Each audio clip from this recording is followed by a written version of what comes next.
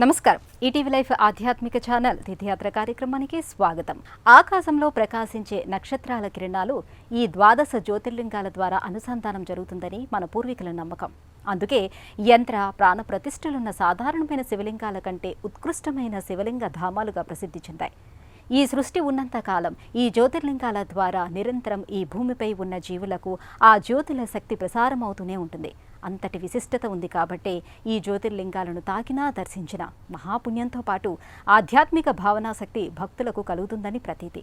అంతటి మహిమాన్వితమైన జ్యోతిర్లింగాల్లో భాస్కర తీర్థంగా ప్రఖ్యాతి చెందిన ఆది జ్యోతిర్లింగమైన సోమనాథ్ జ్యోతిర్లింగ క్షేత్రాన్ని నేటి తీర్థయాత్రలో దర్శించి తరిద్దాం రండి.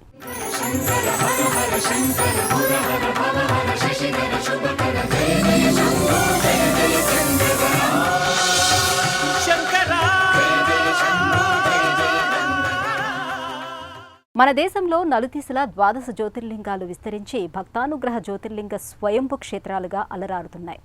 ఈ జ్యోతిర్లింగ ధామాల్లో దేని ప్రత్యేకత దానికే ఉంది. శివుడు భోలాశంకరుడు, భక్తవ శంకరుడు కాబట్టి శివతత్వాన్ని తెలుసుకుని జ్యోతిర్లింగాలను దర్శించి సేవించి ఇహపర సుఖాలను పొంది తరించాలని భక్తులు కోరుకుంటారు. ఈ క్షేత్రాలన్నిటికీ పురాణగాథలు ఎన్నో ఉండటంతో పాటు మంచి చారిత్రక నేపథ్యం కూడా ఉండటం గొప్ప విశేషం. ఆ జ్యోతిర్లింగ క్షేత్రాల వరుసలో ముందుగా శ్రీ సోమనాథ జ్యోతిర్లింగ క్షేత్రాన్ని దర్శించుకుందాం. శివుడు నాద శరీరుడు, నాద తనుమనిసం శంకరం అని త్యాగరాజస్వామి సైతం కీర్తించాడు. జగత్తు లయత్వానికి ఈశ్వర చైతన్యం ప్రధానమైంది. అలాంటి జగచ్చేతనాశక్తి స్వరూపమే ద్వాదశ జ్యోతిర్లింగ ధామాలుగా వెలిసింది. వాటిలో తొలి జ్యోతిర్లింగం సోమనాథ్ జ్యోతిర్లింగం. సౌరాష్ట్ర దేశే విశదేతి రమ్యే జ్యోతిర్మయం చంద్రకళావసంతం భక్త ప్రదానాయ కృపావతీర్ణం తం సోమనాథం శరణం ప్రపద్యే అని భక్తి ప్రపత్తులతో కొలిచిన భక్తులకు సోమనాథుడు భక్త వరప్రదాయకుడిగా విరాజిల్లుతున్నాడు. అరేబియా సముద్ర తీరాన సుందర సుమనోహరంగా దృశ్యమానమయ్యే క్షేత్ర సౌందర్యం భక్తుల్ని ఆద్యంతం ఆధ్యాత్మిక వాతావరణంతో ఆకట్టుకుంటుంది. గుజరాత్ రాష్ట్రంలోని సౌరాష్ట్రలో వెరావల్ రేవు పట్టణానికి 5 కిలోమీటర్ల దూరంలో కొలువైన జ్యోతిర్లింగ క్షేత్రం శ్రీ సోమనాథ స్వామి క్షేత్రం. ఈ ధామం అతి ప్రాచీనమైంది, ఎంతో పురాణ ప్రాశస్త్యం కలది. మహాశివుని ద్వాదశ జ్యోతిర్లింగాలలో సోమనాథ్ మొదటిది. దీనిని ప్రభాస తీర్థం అని కూడా పిలుస్తారు. స్థల పురాణం ప్రకారం సోమనాథ్ దేవాలయాన్ని చంద్రుడు నిర్మించాడని భావిస్తారు. సోముడు అనగా చంద్రుడు అని అర్థం. చంద్రుణ్ణి దక్షుడి శాపం నుండి విముక్తుణ్ణి చేసిన జ్యోతిర్లింగం కాబట్టి ఇది సోమనాథ జ్యోతిర్లింగ క్షేత్రంగా విశ్వఖ్యాతినార్జించింది. మహాభారత కాలంలో భాస్కర తీర్థంగా వ్యవహరించారు. దీంతోపాటు అర్కతీర్థం, సోమతీర్థం అని కూడా పిలువబడింది. ద్వాపర యుగంలో ప్రభాస తీర్థం ఒక గొప్ప ఆధ్యాత్మిక తపోకేంద్రంగా పవిత్ర తీర్థంగా విలసిల్లింది. పాండవులకు యాదవులకు యాత్రా స్థలమైందని భారతం అరణ్య పర్వంలో ఉంది. జ్యోతిర్లింగాల్లో సోమనాథ జ్యోతిర్లింగం మహత్తర పురాణ పౌరాణిక చారిత్రక నేపథ్యాన్ని కలిగి ఉంది. కృత, త్రేత, ద్వాపర యుగాల్లో సోమనాథ జ్యోతిర్లింగం ఎన్నో మహిమలకు తార్కాణంగా నిలిచింది. ఈ దివ్య జ్యోతిర్లింగ క్షేత్ర మహిమ నేటి కలియుగంలోనూ దివ్యంగా కొనసాగుతోంది. ఈ యుగాలన్నిటిలోనూ సోమనాథుడు అనేక పర్యాయాలు దుష్టులను శిక్షించి సన్మార్గులను రక్షించిన ఉదంతాలు, కథలు ఎన్నో ఉన్నాయి. చారిత్రకంగా ఎన్నోసార్లు ధ్వంసానికి గురైన మళ్లీ మళ్లీ ప్రభవించి ఆవిర్భవించిన శిథిలోద్ధరణకు నోచుకున్న అత్యంత సిరి సంపదలు కలిగిన శక్తివంతమైన క్షేత్రం సోమనాథ జ్యోతిర్లింగ క్షేత్రం. ఆ పూర్వ వైభవాన్ని ఒక్కసారి చూద్దాం. మన గత వైభవ ప్రాభవాలను మననం చేసుకుందాం. క్రీస్తు శకం 722లో సింధ్ సుబేదారు జునామద్ మొదలు క్రీస్తు శకం 1701లో ఔరంగజేబ్ వరకు 17 సార్లు విదేశీ ఆక్రమణదారులు ఈ ఆలయాన్ని ఆక్రమించి ధ్వంసం చేసి కోటానుకోట్ల సంపదను దోచుకున్నారు. ఇప్పటికీ ఆ శోభకు వైభవానికి వెలితి లేకుండా అత్యంత వైభవోపేతంగా స్వామికి సకల పూజాది కైంకర్యాలు జరుగుతాయి. క్రీస్తు శకం 1783లో శివభక్తురాలు సాధ్వి అయిన అహల్యాబాయి హోల్కర్ సోమనాథ మందిరాన్ని నిర్మించింది. భారతదేశం స్వాతంత్ర్యం పొందాక గుజరాత్ సింహం వల్లభాయ్ పటేల్, మహారాష్ట్రకు చెందిన కాకాసాహెబ్ గాడ్గిల్ సలహా ప్రకారం శ్రీ సోమనాథ మందిరపు శిథిలోద్ధారణ జరిగింది. భారతీయ శిల్పకళ స్వర్గతుల్యమైన సౌందర్యానికి ఇదొక అపూర్వ ప్రతీక అనే భావనతో విశ్వపు దృష్టిని ఈ మందిరం వైపు ఆకర్షితం చేయటం జరిగింది. శుక్రవారం 11 మే 1951లో ఉదయం 9:46 ఈ మందిరంలో శ్రీ సోమనాథ జ్యోతిర్లింగం ప్రాణప్రతిష్ఠ జరిగింది. అప్పటి భారత రాష్ట్రపతి గౌరవనీయులు డాక్టర్ రాజేంద్ర ప్రసాద్ గారి కరకమలాల ద్వారా వేదమూర్తి తర్కతీర్థులు శ్రీ లక్ష్మణ శాస్త్రి జోషి గారి వేద మంత్రోచ్చారణలతో వైభవోపేతంగా ఈ ప్రాణప్రతిష్ఠ జరిగింది. ఈ ఆది జ్యోతిర్లింగం కోట్లాది భక్తజనులకు శ్రద్ధాస్థానం. లక్షలాది యాత్రికులతో ఎప్పుడూ రద్దీగా ఉండే దివ్యతీర్థం. అనేక సిద్ధ సత్పురుషుల సత్సాంగత్యం ప్రజలకు ఇక్కడ లభిస్తుంది. దాతల దానంతో శ్రీ సోమనాథుని వైభవం తిరిగి అంతకంతకు వృద్ధి అవుతూనే ఉంది. వేదకాలం నుంచి శివయ్య సోమనాథుడిగా తన మహిమల్ను లోకానికి చాటుతూనే ఉన్నాడు. అఖిలం నిఖిలం సకల విశ్వం త్రికాల సమన్వితుడైన త్రినేత్రుడి ఆధీనములోనే ఉంటుంది. భక్తవత్సలుడైన కరుణాసాగరుడు శివయ్య లీలావిలాసము కొనియాడటం బ్రహ్మతరము కూడా కాదని పురాణగాథలే చెప్తున్నాయి. ఆధ్యాంతరహితుడైన పరమేశ్వరుడు జ్యోతిస్వరూపాన్ని కనులారా వీక్షించాలంటే మానవ మాత్రలకు సాధ్యం కాని పని. అందుకే ఈ ఈశ్వరుడు మానవకోటికి జ్యోతిర్లింగ దర్శనాన్ని అనుగ్రహించాడు. చంద్రుడు దక్షుడి 27 కన్యలను వివాహమాడినా వారిలో రోహిణి అతనికి అత్యంత ప్రీతిపాత్రమైంది. ఆమెపై గల మోహ వ్యామోహంలో మిగిలిన 26 భార్యల్ని నిర్లక్ష్యం చేశాడు చంద్రుడు. వారు దాన్ని అవమానంగా భావించి ఖిన్నులయ్యారు. దీంతో తమ బాధని తండ్రితో మొరపెట్టుకున్నారు. దక్షుడు అందుకు చింతించి చంద్రునికి 2 సార్లు నచ్చజెప్పి చూశాడు. ఫలితం లేకపోయింది. దాంతో అతడు చంద్రుణ్ణి క్షయం కమ్మని శపించాడు. దేవతలు చంద్రుని బాధ గ్రహించారు. చంద్రకాంతి లేకపోవడంతో ఔషధాలు, పుష్పాలు ఫలించలేదు. ఈ పరిస్థితిని చూసిన సమస్త లోకవాసులు తమ కష్టాలు తీరే మార్గం చూపమని బ్రహ్మదేవుని ప్రార్థించారు. ప్రభాస పట్టణంలో మహామృత్యుంజయుని సన్నిధిలో వృషభధ్వజ శంకర ఉపాసన చేయటం ఒక్కటే మార్గమని సూచించాడు. చంద్రుడు 6 నెలలపాటు శివపూజ చేసి శంకరుణ్ణి ప్రసన్నం చేసుకున్నాడు. శంకరుడు ఒక పక్షంలో చంద్రునికి ఒక్కొక్క కళగా తగ్గుతూ వస్తుందని, రెండో పక్షంలో ప్రతిరోజూ పెరుగుతూ ఉంటుందని వరమిచ్చాడు. అది విని దేవతలు సంతోషించి ఆ క్షేత్ర మహిమ పెంచేందుకై, చంద్రుని శోభను వృద్ధి చేసేందుకై సోమేశ్వరుడనే పేరుతో శివుణ్ణి అక్కడ ప్రతిష్ఠించారు. అక్కడ దేవతలు సోమేశ్వర కుండాన్ని స్థాపించారు. ఈ కుండంలో స్నానం చేసి సోమేశ్వర జ్యోతిర్లింగ దర్శనం చేస్తే సకల పాపాలు శమించి ముక్తి ప్రాప్తిస్తుందని ప్రతీతి. అపూర్వ శిల్ప సౌందర్యంతో విలసిల్లే సోమనాథ ఆలయంలోకి ప్రవేశించగానే ఎక్కడ లేని ఆధ్యాత్మిక ఆనందం భక్తుల మనసులో వెల్లువెత్తుతుంది. భక్తులు ముందుగా మహామృత్యుంజయ మంత్రమందిరం చేరుకుంటారు. వారిలో కొంతమంది భక్తులు ఇక్కడ మహామృత్యుంజయ మంత్రాన్ని లిఖిస్తూ జపిస్తారు. ఆ పారవస్యంతో భక్తులు ముక్తేశ్వరాయ ఫలదాయ గణేశ్వరాయ గీతాప్రియాయ వృషభేశ్వర వాహనాయ నమః శివాయ అని స్తుతిస్తూ స్వామివారి సన్నిధికి చేరుకుంటారు. ఈ దివ్యధామంలో కొలువైన అమృతేశ్వరుడు సోమనాథుడిని దర్శించడం అంటే కోటి జన్మల పుణ్యఫలమే అనడంలో అతిశయోక్తి లేదు. ఎంతో పుణ్యం ఉంటే తప్ప సోమనాథుడి దర్శనము మనకు లభించదని ఆర్యోక్తి. అంతటి మహత్తర భాగ్యాన్ని సోమనాథుడి దర్శనంతో పొందుదాం. గర్భాలయం వెలుపల నందీశ్వరుడు కూర్మ స్వరూపాన్ని దర్శించుకుంటారు. అంతఃకరణ శుద్ధితో స్వామికి ఆత్మ నివేదన చేసుకుంటారు. మనోవాంఛా ఫలసిద్ధికి సోమనాథుణ్ణి పరిపరి విధాల మనో అర్చన చేస్తారు. ఆలయ గర్భగుడిలో శివలింగం 4 అడుగుల ఎత్తుండి ఓంకారంతో అలంకృతమై సుందరంగా భక్తులకు దర్శనమిస్తుంది. శివలింగానికి వెనుక భాగంలో శివయ్యను నాడు చంద్రుడు అర్చించిన దివ్య సన్నివేశం కళ్లకు కట్టినట్టు కనిపిస్తుంది. ఆది జ్యోతిర్లింగ సోమనాథుణ్ణి దర్శించుకున్న భక్తులకు సమస్త దోషాలు హరించిపోతాయని విశ్వసిస్తారు.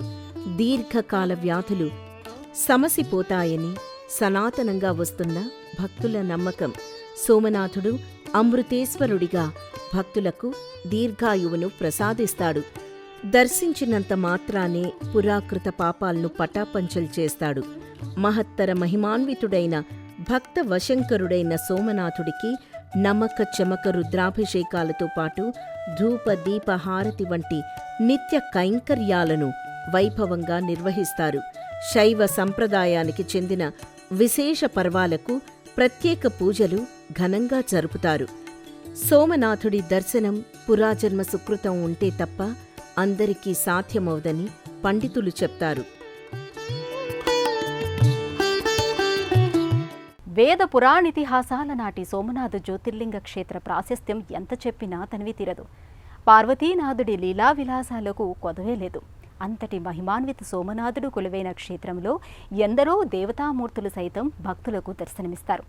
భక్తులు సోమనాథుడి దర్శించుకున్నాక ఆ దివ్యమూర్తులను సైతం కన్నులారా దర్శించుకుంటారు. ప్రభాస పట్టణ పరిసరాల్లో మరెన్నో ఆలయాల సముదాయం నెలకొనింది. అంతేకాదు బలరామకృష్ణులు అవతార పరిసమాప్తి చేసిన దివ్య స్థలాలు సోమనాథుడి క్షేత్రాన్ని సమీపంలోనే కొలువుదీరి ఉన్నాయి. భక్తులు ఈ దివ్య స్థలాలను తప్పనిసరిగా దర్శించుకుంటారు.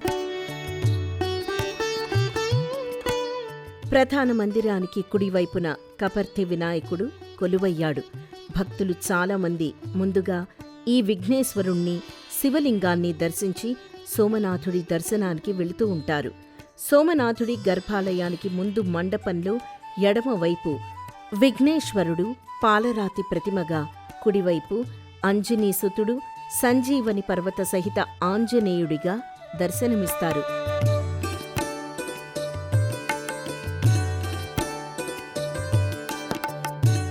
స్వామి గర్భాలయానికి ముందు భాగంలో అంబాజీమాత దర్శనమిస్తారు. అక్కడ్నుంచి భక్తులు నేరుగా శివుడి పాతాళ మందిరానికి చేరుకుంటారు. ఇక్కడ పార్వతీమాత, లక్ష్మీదేవి, దుర్గామాత, సరస్వతీదేవి కృష్ణ శిలాకృతి మూర్తులుగా దర్శనమిస్తారు.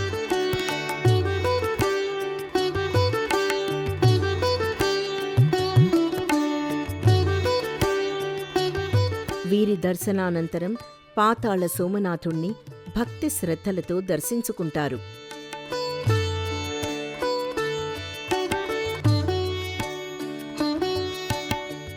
అపూర్వ శిల్ప సంపదతో కళ్లకు మిరుమెట్లు గొలిపే కాంతి పుంజాలతో దేదీప్యమానముగా ప్రకాశిస్తుంది సోమనాథ క్షేత్రం. ప్రస్తుత ఆలయ నిర్మాణం చాళుక్యులు లేదా సోలంకి శైలిగా వ్యవహరిస్తారు. ఇది కైలాష్ మహామేరు ప్రసాద రూపంగా చెప్తారు. గుజరాత్లో ప్రఖ్యాతి చెందిన స్థపతుల్లో ఒకరైన సోంపురా సలాత్ నైపుణ్యానికి అద్దం పడుతుంది. ప్రాచీన వైభవానికి ధీటుగా నిలుస్తుంది. సముద్ర తీరంలో కరియవాడ్ ప్రదేశంలో ప్రభాస పట్టణ పరిసరాల్లో మందిరాలు, స్మారక చిహ్నాలు, పౌరాణిక స్థానాలు ఉన్నాయి. వాటి కథలు పురాణ ప్రసిద్ధాలు.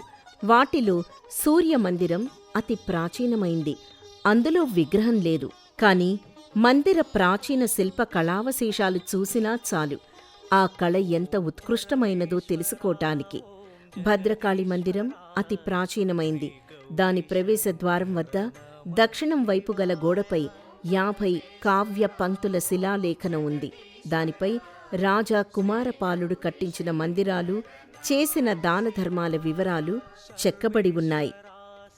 భల్లాంతర తీర్థంగా ప్రసిద్ధి చెందిన ప్రాంతాన్ని శ్రీకృష్ణ భగవానుని ఎడమ కాలివేలుపై దర్భ బాణం తగిలి రక్తం కారిన స్థానంగా భావిస్తారు. దీనినే భల్లాంతక తీర్థం అంటారు. ఇక్కడ శ్రీకృష్ణ భగవానుని విగ్రహం ఉంది. ఇక్కడే అర్జునుడు సుభద్రను పొందాడు. కార్తీక పౌర్ణమి నాడు ఇక్కడ ఒక పెద్ద మేళా జరుగుతుంది. కాఠియవాడ్లోని ఈ కుశావ్రతంలో శ్రీకృష్ణ భగవానుడు స్వర్ణ ద్వారకను నిర్మించాడు. తదుపరి ఈ కుశ దర్భతో తయారైన ముసలం వల్లనే యాదవుల వినాశనం జరిగింది. శ్రీకృష్ణుడు, బలరాముడు ఈ ఘటన వల్ల ఎంతో ఖిన్నులయ్యారు. బలరాముడు సముద్ర ప్రవేశం చేశాడు. అక్కడ ఒక సముద్ర గర్భపు గుహలో దూరి తన అవతార పరిసమాప్తి చేశాడు. నేటికి ఆ గుహ కనిపిస్తుంది. జయ సర్వాంతర్యామి ఆకాశలింగా. దేహోత్సర్గ అనే ఈ చోట హిరణ్య అనే నదిపై ఒక విశాల ఘట్టం నిర్మితమై ఉంది. శ్రీకృష్ణుని అంత్యక్రియలు ఇక్కడే జరిగాయంటారు. ఇక్కడ అనేక స్తంభాలపై నిలిచిన ఒక భవ్య స్మారకం, గీతామందిరం కూడా నిర్మితమైంది. శ్రీకృష్ణ భగవానుని పార్థివ శరీరపు అగ్ని సంస్కారం చేసిన చోట భగవానుని స్ఫటిక విగ్రహం సందర్శించినప్పుడు ఆయన సంపూర్ణ జీవన వృత్తాంతం మన కళ్లకు కట్టినట్లు చుట్టూ గిర్రున తిరుగుతుంది. మధురలో కారాగారంలో జన్మించి గోకులంలో నందుని ఇంట బాల్యం గడిపి పెరిగాడు. కంసుని రాజదర్బార్లో ప్రవేశించి ఆ రాక్షసుణ్ణి వధించాడు. బృందావనంలో గోపికలతో రాసలీలలు సలిపాడు. సాందీపని ఆశ్రమంలో విద్యాభ్యాసం తరువాత నూతన నగరం నిర్మించి ద్వారకాధీశుడైనాడు. కురుక్షేత్రపు మహాభారత యుద్ధంలో అర్జునునికి రథ సారథ్యం వహించి పాండవులకు విజయం ఒనగూర్చాడు. గీతా స్వరూపంలో విశ్వానికి అమర సందేశం విడిచాడు. యాదవుల గృహ కలహాల అనంతరం శ్రీకృష్ణ భగవానుడు ఒక వేటగాడు విడిచిన రెల్లు బాణాన్ని నిమిత్తం చేసుకుని తన అవతార సమాప్తి గావించాడు. ఈ సోమనాథ క్షేత్రంలో బాణస్తంభం ఎంతో విశిష్టతను సంతరించుకుంది. ఈ స్తంభం నిర్మాణ సమయంలోనే భారతీయులకు భూమి గుండ్రంగా ఉందనే విషయం తెలుసు. అదేవిధంగా భూమి దక్షిణ ధ్రువం అనే విషయాన్ని కూడా అప్పటికే భారతీయులకు తెలుసుననే ఈ స్తంభం సూచిస్తుంది. ఈ స్తంభం క్రీస్తు శకం 600 సంవత్సరాల క్రితం నిర్మించారని అక్కడి శాసనాలు చెబుతున్నాయి. ఇంతటి విశిష్టమైన సోమనాథ జ్యోతిర్లింగ సన్నిధిలో ఏడాది పొడవునా ఎన్నో ఉత్సవాలను ఘనంగా జరుపుతారు. ఆ విశేషాలను ఇప్పుడు చూద్దాం. ద్వాదశ జ్యోతిర్లింగాల్లో ప్రప్రథమమైన సోమనాథ్ జ్యోతిర్లింగ క్షేత్రంలో వారోత్సవాలు, పక్షోత్సవాలు, మాసోత్సవాలను వైభవోపేతంగా నిర్వహిస్తారు. ముఖ్యంగా మాఘమాసంలో శివరాత్రి నాడు సోమనాథ జ్యోతిర్లింగ మహోత్సవం అట్టహాసంగా జరుగుతుంది. ఈ ఉత్సవాలకు లక్షలాదిగా భక్తులు దేశ విదేశాల నుంచి తరలి వస్తారు. ప్రతి మాసంలో వచ్చే మాస శివరాత్రికి ప్రత్యేక పూజలు జరుపుతారు. శ్రావణ మాసంలో ఇక్కడ జరిగే పూజాది క్రతువులకు ఎంతో ప్రత్యేకత ఉంది. ఈ సందర్భంలో భక్తులు వేలాదిగా తరలి వస్తారు. అలాగే శ్రీరామనవమి ఉత్సవాలను సైతం ఘనంగా నిర్వహిస్తారు. ఒక రకంగా సోమనాథ జ్యోతిర్లింగ క్షేత్రం హరిహర క్షేత్రంగా భాసిల్లుతోంది. శాక్తేయ శైవాగమ సంప్రదాయానుసారం అనేక పర్వాలకు ఏడాది పొడవునా ఉత్సవాలు జరుపుతారు. వాయుమార్గం ద్వారా ప్రభాస తీర్థం సోమనాథ క్షేత్రం చేరాలనుకునే భక్తులు ముందుగా డయ్యూ విమానాశ్రయానికి చేరాలి. డయ్యా నుండి 60 కిలోమీటర్ల దూరంలో ఉన్న సోమనాథ క్షేత్రానికి ప్రైవేటు వాహనాల ద్వారా సులభంగా చేరుకోవచ్చు. రైలు మార్గం ద్వారా సోమనాథ క్షేత్ర దర్శనం చేయాలనుకునే భక్తులు తమ నివాస ప్రాంతంలోని ప్రధాన నగరాల నుండి వెరావల్ సమీప రైల్వే స్టేషన్కు చేరాలి. అక్కడి నుండి సోమనాథ క్షేత్రం కేవలం 7 కిలోమీటర్ల దూరం ఉంటుంది. అక్కడి నుండి బస్సు లేదా ప్రైవేటు వాహనాల ద్వారా చేరుకోవచ్చు. రోడ్డు మార్గం ద్వారా సోమనాథ క్షేత్రం చేరకోరే భక్తులకు దేశంలోని అన్ని ప్రధాన నగరాలకు అనుసంధాన మార్గాలు ఉన్నాయి. గుజరాత్లోని పోరుబందర్కు 125 కిలోమీటర్లు, రాజ్కోట్కు 160 కిలోమీటర్లు, జామ్నగర్కు 180 కిలోమీటర్లు, భావనగర్కు 210 కిలోమీటర్లు, సూరత్కు 265 కిలోమీటర్ల దూరంలో ఉన్న సోమనాథ్ క్షేత్రానికి టాక్సీ లేదా బస్సు సేవలు అందుబాటులో ఉన్నాయి. భక్తులు, యాత్రికులు ఇక ఆలయ సందర్శన వేళల విషయానికొస్తే ఉదయం 6 గంటల నుండి రాత్రి 9 గంటల వరకు దర్శనానికి ఆలయం తెరిచే ఉంటుంది.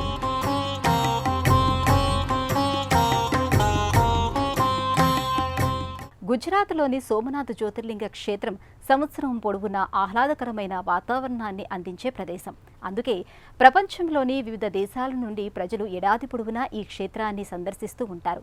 వేదకాలం నుంచి ఎంతో ప్రాశస్త్యం ఉన్న ఆది జ్యోతిర్లింగ క్షేత్రాన్ని దర్శించుకున్నాం కదా. ఈ క్షేత్ర దర్శన భాగ్యం మీ అందరికీ కలగాలని ఆశిస్తూ మరో తీర్థయాత్రలో మరో యాత్రా దర్శనంతో మళ్ళీ కలుసుకుందాం. అంతవరకు సెలవు. నమస్కారం.